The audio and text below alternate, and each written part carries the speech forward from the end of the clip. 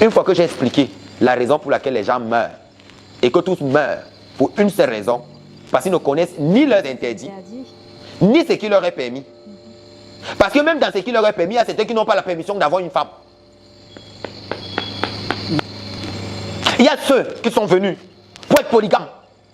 Tant qu'ils auront une femme dans leur vie, ils auront tous les problèmes de la terre. Et comment reconnaître un homme qui est polygame?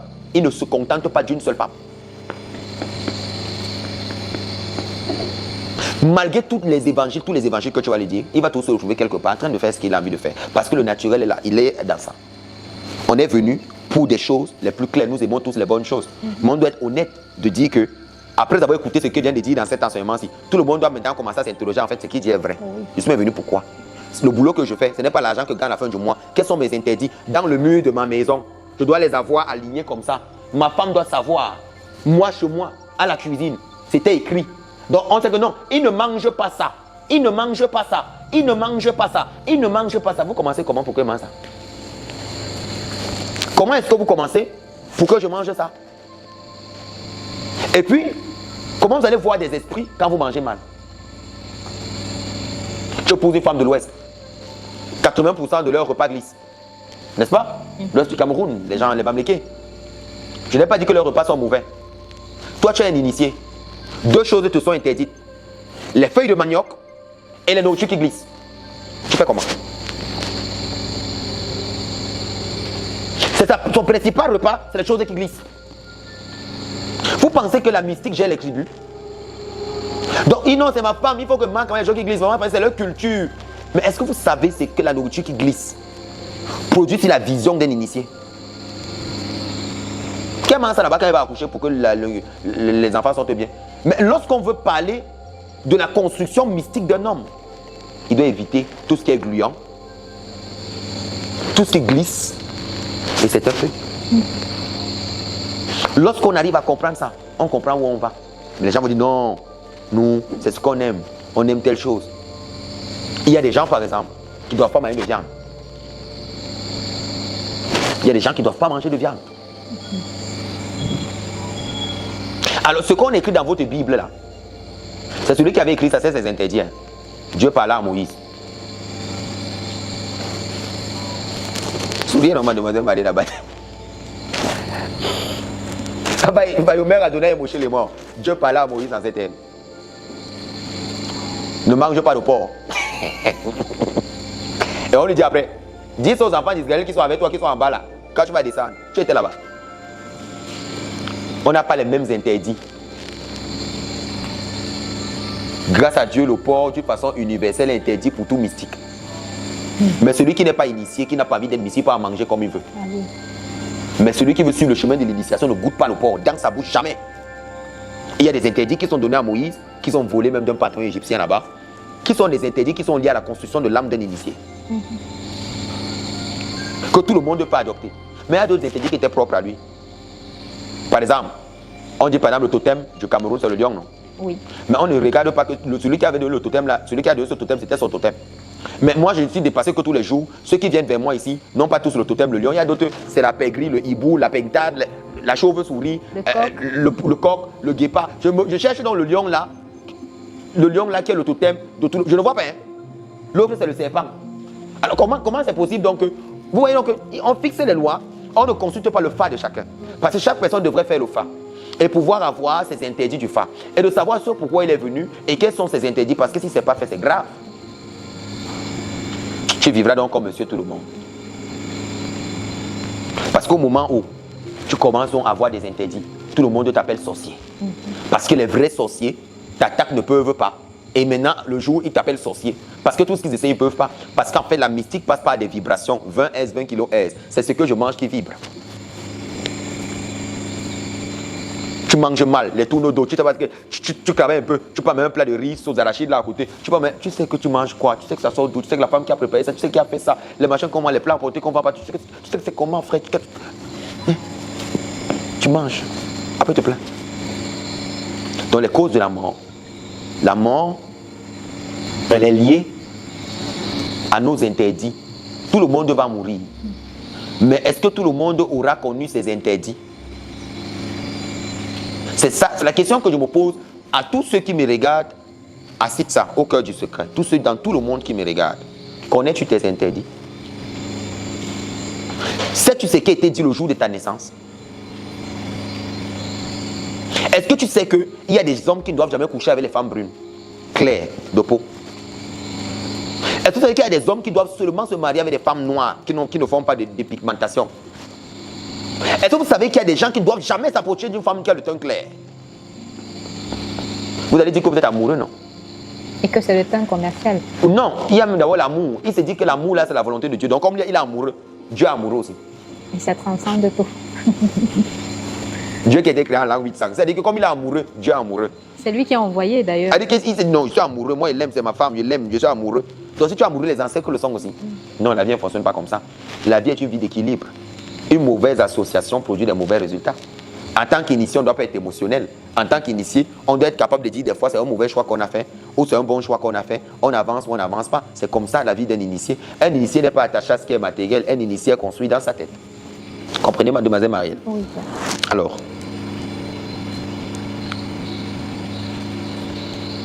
j'ai eu un traitement, j'ai eu à traiter une famille.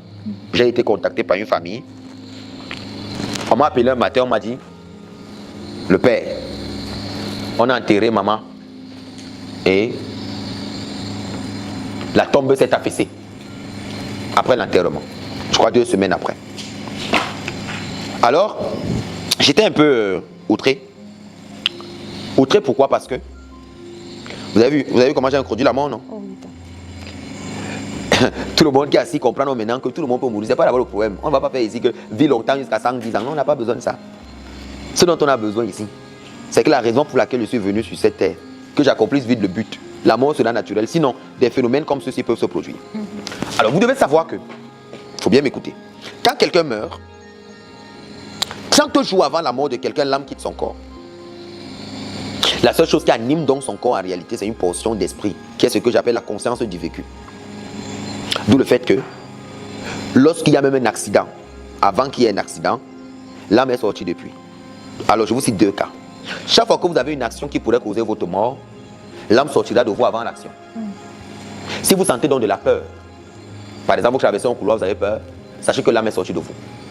Le signe de l'absence de l'âme dans mon corps, c'est la peur. Donc, à chaque fois que j'ai peur, l'âme est sortie. D'où le fait que vous devez tout faire pour ne pas avoir peur. Deuxième signe de l'absence de l'âme dans mon corps, c'est le doute. Quand le doute commence à s'installer en moi, l'âme est sortie.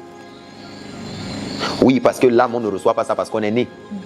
L'âme descend progressivement à l'intérieur de quelqu'un selon comme il est conscient du vécu et de son évolution. Ça, c'est le sujet des grands mecs. Tu sais que les gens qui sont dans les églises qu'on a définies, les gens vont vouloir venir expliquer qui se taisent. C'est un initié qui parle. Tu peux vivre ta vie 30 jours avant ta mort, l'âme n'est plus là. Personne ne sait ce que c'est que l'âme. Ça quitte, ça va se réincarner ailleurs, pleurer votre corps. Le nom que tu donnes même d'abord, c'est le nom de l'esprit, ce n'est pas le nom de l'âme. Donc, au moment où j'ai peur, l'âme est quittée. Par exemple, c'est pour ça qu'il y a des gens qui installent la peur dans les gens. On n'installe pas la peur, on dit la vérité. Et tout le monde doit être conscient. C'est pour ça que moi j'enseigne clairement, je ne cache rien.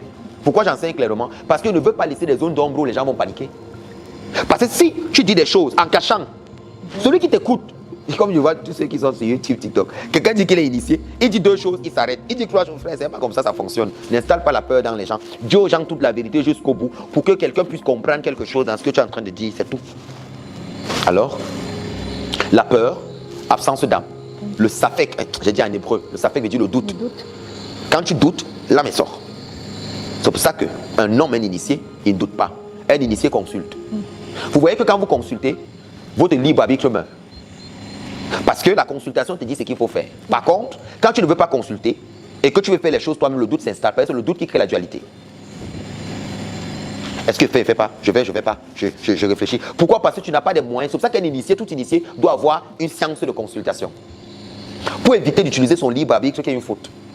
Parce que même lorsqu'il voudra faire quelque chose, il va consulter les ancêtres qui lui disent fais. Et là, il n'a plus besoin de créer un état de doute en lui, dont l'âme est constante dans son corps. Parce qu'il vérifie. Non. Le doute, vous devez donc l'enlever. La peur, on n'a pas peur. Vous allez vous rendre compte que chaque fois qu'on veut vous faire quelque chose de mal, on vous fait peur. Oui. Quelqu'un s'élève et publie une vidéo sur vous, il vous fait peur. Quand tu vas venir réagir, c'est la peur. Il réagit pas. Et tu vas te rendre compte, le plus tu es solide, le plus d'autres épreuves viendront, mais ne sois pas émotionnel. Sois calme. Quand on apprend la mystique, c'est où on panique surtout. Mais lorsqu'on voit les choses que les gens ne voient pas, on est calme et on attend la fin des choses. Quelqu'un peut croire avoir raison aujourd'hui, demain il n'aura plus raison.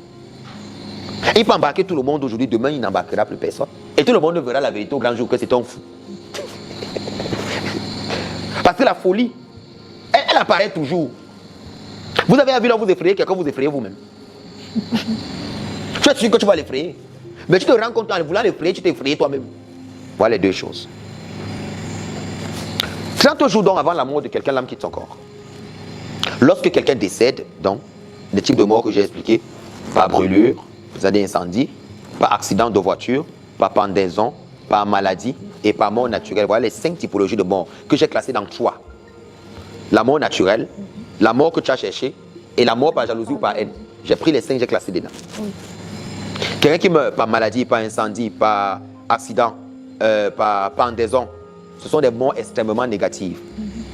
Et quand quelqu'un est mort de cette typologie de mort, on ne l'appelle pas insecte. Il est disqualifié du grade d'insecte. Donc si vous avez quelqu'un qui est mort, quand j'entends les gens appeler les ancêtres, ils me disent pas de quoi ils parlent.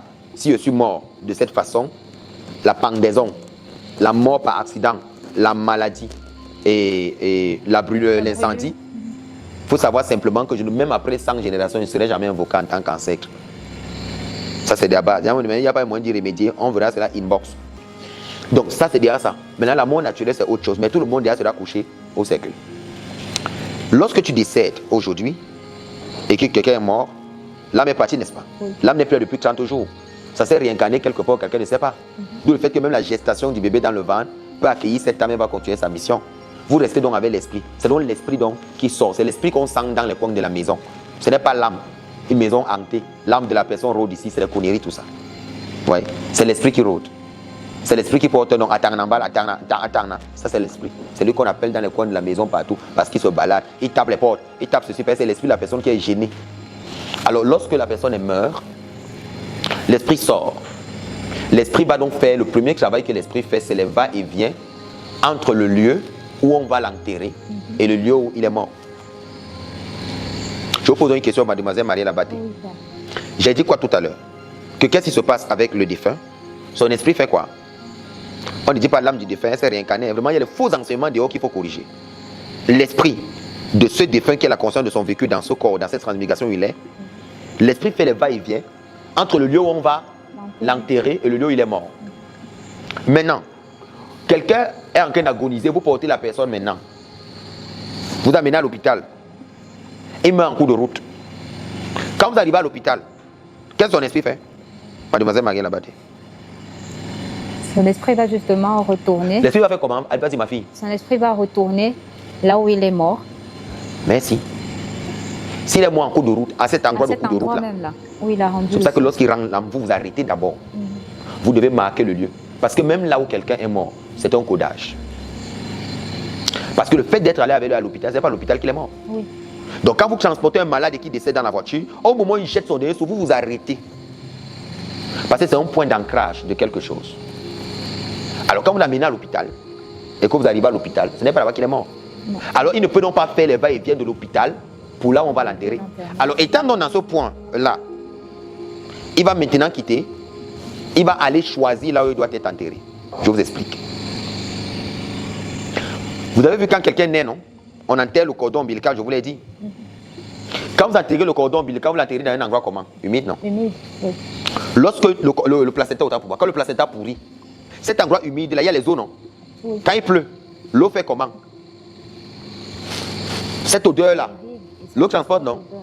Il y a une première station où cette eau passe stagner. Vraiment, il y a les gens qui vont venir ici. Un initié, moi aussi, je ne suis pas normal. Donc déjà, il faut écouter ce que je dis. Moi, j'enseigne. Ne venez pas les raisonnements inutiles dans ma page. Je me demande que chacun oublie sa page de YouTube. Je parle à mes enfants qui comprennent ce que je dis. À un moment, il y a des choses. Il n'y a pas le temps. Je vais expliquer des choses. L'eau des pluies, là, ou l'eau de ce marécage, parce que la chose doit vite pourrir. À la première step, ou là où ça va, le dernier lieu où ça s'installe, bon, c'est pour ça que dans les marigots, comme on appelle les marigots, il y a beaucoup d'esprit. Le lieu où ça s'installe, il y a des odeurs, il y a des vibrations. Maintenant, lorsque l'âme choisit, ou l'esprit choisit là où on va enterrer le corps, parce que c'est l'esprit qui fait le choix, là où on va enterrer le corps, ce lieu ne sera jamais loin de la dernière station où le placenta a été enterré. Qui comprend?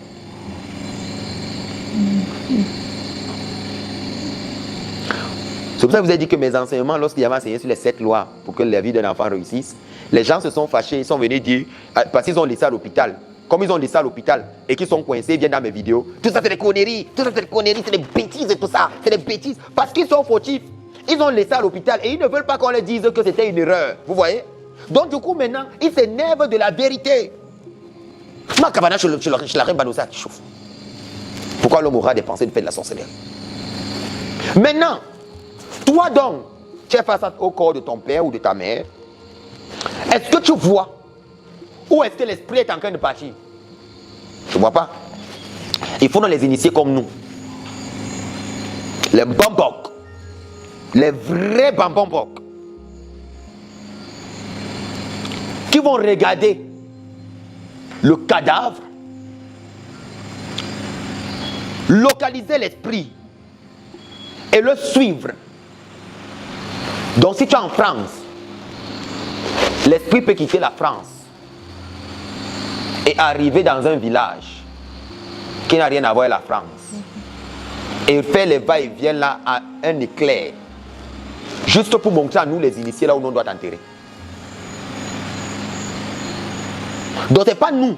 Quand par exemple je dis à certains de mes enfants, l'esprit de votre père est en souffrance, tout simplement parce que le lieu où il doit être n'est pas ce lieu-là. Toute sa lignée donc souffre. C'est pas tout qu'on dit devant les gens. Oui. C'est pas tout qu'on dit. Il faut bien écouter. Eh Manou, il faut bien écouter. Donc, lorsque l'initié arrive, quand le corps il est chaud, l'esprit fait les va-et-vient. En fait, en réalité, pour vous dire vrai, si c'est que le jour de la mort de cet individu n'est pas arrivé, il peut récupérer l'esprit et la remettre dans son corps. À l'instant.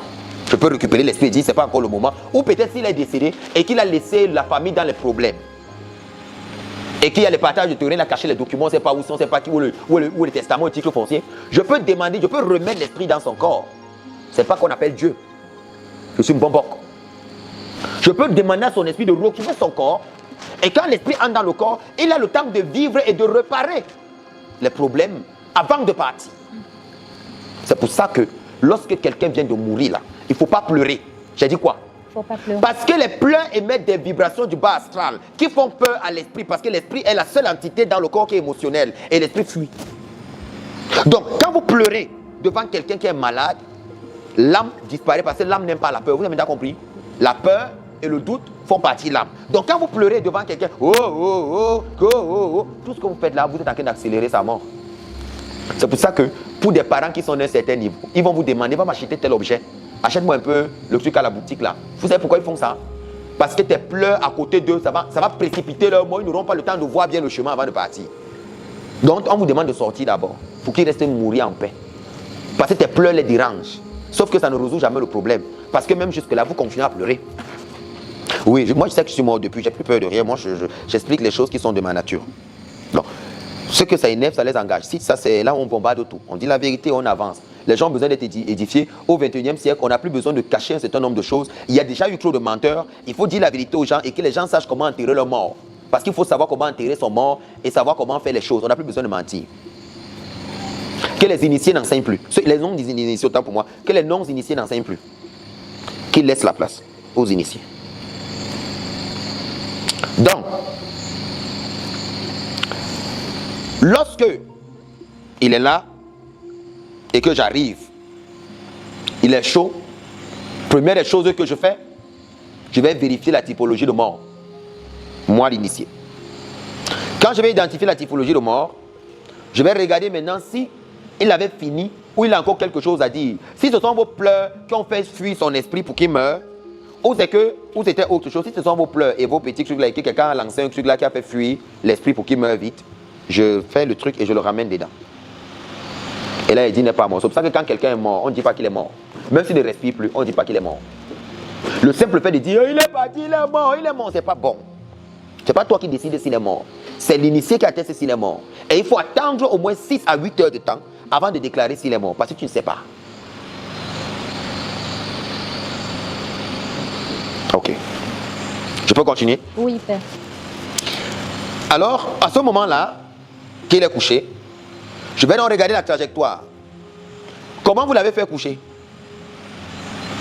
Si vous l'avez mal fait coucher selon les points cardinaux, ça peut empêcher, parce qu'en fait, l'esprit continue à entrer. C'est pour ça que même quand quelqu'un est mort, il y a ses doigts qui bougent toujours, c'est naturel.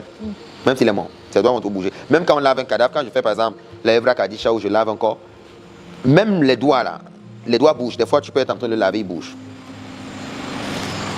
Donc quand on voulait nous dire que c'est un miracle. Non, c'est pas un miracle, c'est naturel, il peut bouger. Parce que l'esprit est là, l'esprit a sa source, il peut bouger. Il peut te donner un sourire, il peut pleurer, il peut pleurer. Il peut faire des choses, il peut bouger les pieds, il peut pleurer, il peut taper ta main, il peut se fâcher. Le corps, il peut se fâcher parce qu'il ne veut pas qu'il y ait quelqu'un à côté, il peut se fâcher. Je sens qu'elle est arrivée quelque part avec vous. Oh oui. Cet enseignement sera long, il ne sera pas moins de 2 heures, je vous préviens. Donc, il est couché et j'observe, je me rends compte de son esprit est en train d'aller quelque part et m'attire, moi l'initié. Et je vais me lever et je vais dire que, vu qu'on ne met pas la morgue, parce qu'il faut que vous prépariez une thématique sur la morgue, c'est où tout le monde va s'énerver. On ne met pas le corps à la morgue. Parce que selon comme la tradition négro-africaine a prévu, quand quelqu'un est décédé, si c'est un roi, on l'enterre la nuit même, ou un chef, et on annonce le truc le lendemain. Donc à peine il est décédé, on va l'enterrer rapidement. Si c'est une personne ordinaire, on peut laisser sa dépouille là même pendant 24 heures pour que les gens y voient, et puis on va l'enterrer. Mais jamais de glace. Parce que la glace, ce sont les morilles de Rorma. Parce que dans le monde de la Rorma, il fait Maïm Vecheleg. Il y a l'eau et la neige. Donc, la glace en fait n'est pas bonne. La glace bloque l'esprit du défunt et le tourmente. Vous voyez quand vous prenez par exemple les fils babelais, vous attachez quelqu'un. Les fils babelais pèsent son corps, il crie, n'est-ce pas? Les pleurs font mal à l'esprit du défunt. La glace fait mal à l'esprit du défunt. Regarder le visage d'un mort fait mal à l'esprit du défunt. On ne regarde pas le visage d'un mort. On ne regarde pas le visage. Ce que je dis là, il faut bien retenir. Vous avez dit que ça va être chaud. Alors, je vais localiser l'endroit où il doit être enterré. Je vais suivre son esprit. Maintenant, vous devez savoir que s'il est décédé dans un lieu, 4 maisons à gauche, 4 maisons à droite, 4 maisons derrière, 4 maisons devant, tout l'eau qui est dans cette maison doit être versée parce que cette eau a l'impureté de la mort. Mademoiselle Marie là-bas, ma fille, vous m'avez suivi. Oui. Lorsque quelqu'un est décédé dans une maison, on verse toute l'eau. Toute personne qui va utiliser cette eau et qui ne l'aura pas versée va se connecter à la mort dans ses activités, dans sa propre vie et dans sa santé. 2. S'il y avait une marmite au feu, un repas au feu, on ne le mange pas. S'il y avait un repas dans les marmites avant sa mort, on verse ce repas. Tous ceux qui étaient dans la maison lorsqu'il est décédé doivent rapidement aller enlever le vêtement et chercher un coup d'eau. Et tremper le vêtement dans le coup d'eau et attendre 30 secondes. Tout jusqu'au sous-vêtement. Enlever. Faire le même geste 3 fois. Et de porter d'autres vêtements. Parce que toute personne qui est là où il y a quelqu'un qui est décédé, tous les vêtements là deviennent impurs. Parce que la mort, parce qu'il ne faut pas confondre l'esprit et l'impureté de la mort. La mort est un esprit. La mort va se greffer sur tout le monde. Tous ceux qui sont là où quelqu'un est décédé, tous vos vêtements ont la mort. Je continue. Alors, quand, je voulais dire, lorsqu'on remarque l'endroit où il doit être enterré, on va donc l'enterrer très rapidement la première nuit. Pourquoi? Parce qu'il doit commencer son voyage. Donc, regardez donc ce qui se passe. Quand vous prenez dans un corps, vous mettez le corps à la morgue. Hein? Et que le corps fait 2 mois. À quel moment va-t-il commencer son voyage? Vu que le voyage commence après 3 jours du décès. Et il faudrait déjà qu'il soit sous la terre pour que le voyage commence. Les gens blaguent. 3e jour de son enterrement, de son décès, il ne faut jamais couler la tombe. Vous attendez. Toute personne décédée, 3e jour dans la tombe, on lui remet l'esprit dans le corps et il se réveille. Son âme lui est remise. toute personne morte revient à la vie dans la tombe. 3e jour. Pourquoi on va maintenant purifier son corps? Parce que la purification du corps physique commence au 3e jour dans la tombe. Que les non-initiés se taisent. Ils ne savent pas de quoi il est question. On va donc envoyer des malhorim, des anges.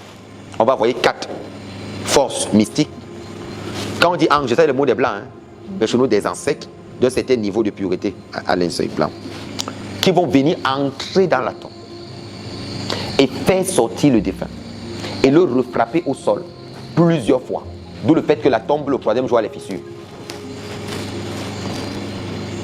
On le fait sortir. Pourquoi? Tout ce que vous avez mis sur vous comme un signe, comme ceci, par exemple, je vois les gens se tatouer Jésus et venir à la tradition et dire qu'on doit accepter ça comme ça. Il faut que je vous explique déjà. Il faut que je vous explique. Chaque signe que vous avez mis sur vous, vous allez expliquer ce signe. Parce qu'il faut comprendre bien ce que vous êtes en train de faire. Il faut être conscient de ce que vous faites. On ne fait pas les signes pour faire. Si vous voyez que c'est quelque chose va vous déranger, allez même à la beauté chinoise, demandez de l'aide même ici à la communauté, qu'on vous aide à enlever ça.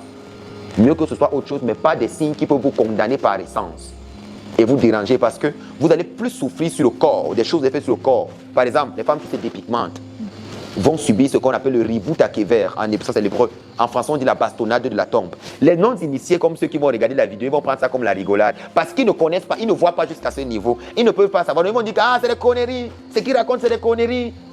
Mais quand vous allez mourir, comme nous tous, on va se voir. J'ai enterré des gens.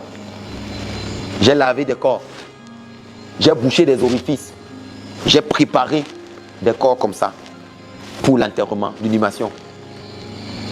J'ai suivi le rituel en lisant des kaddish. J'ai fait des choses, j'ai vu ce qui se passe. C'est pas ma première expérience, ni ma deuxième.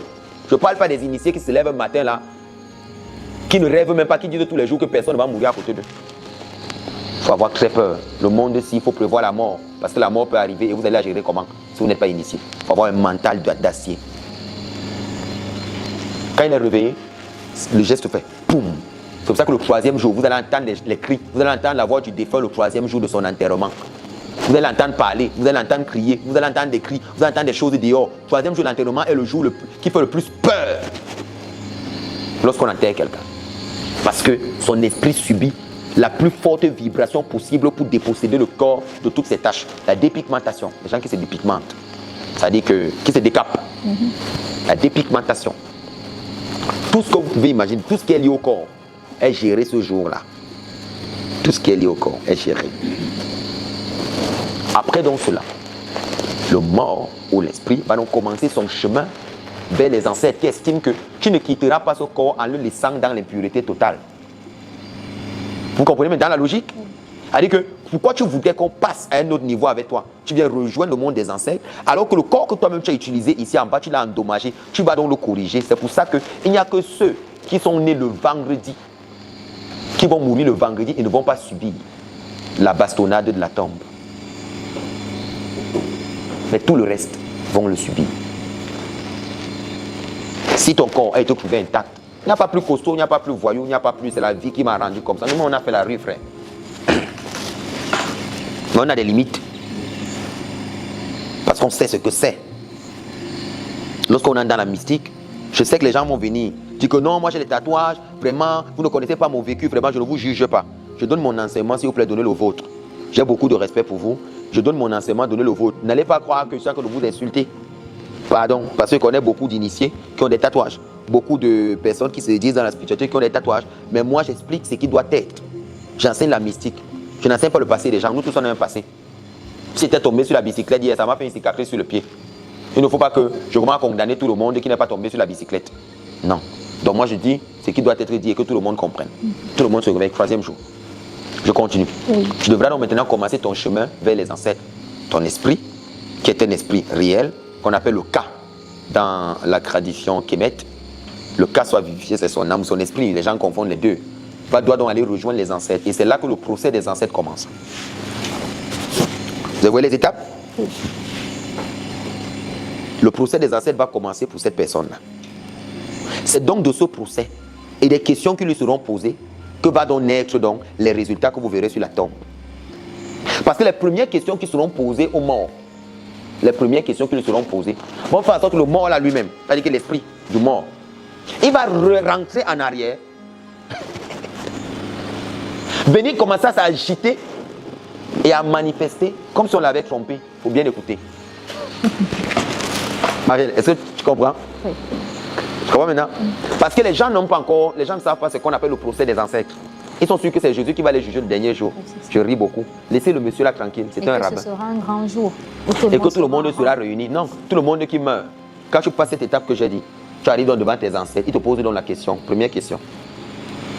Qu'est-ce que tu as fait de ta vie? Je vous donne donc les 4 raisons pour lesquelles la tombe s'affaisse.